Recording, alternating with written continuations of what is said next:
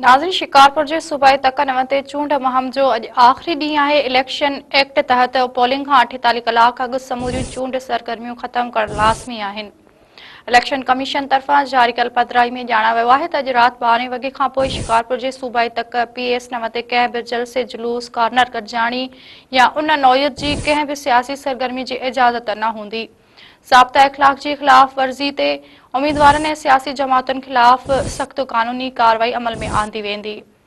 नाज़रीन, हिकु भेरो ॿीहर हिन अहम ख़बर खां अव्हांखे आगाह कंदा हलूं त शिकारपुर जे सूबाई तकनव ते चूंड मुहिम जो अॼु आख़िरी ॾींहुं आहे। इलेक्शन एक्ट तहत पोलिंग खां 48 कलाक अॻु समूरियूं चूंड सरगर्मियूं ख़त्म करणु लाज़मी आहिनि।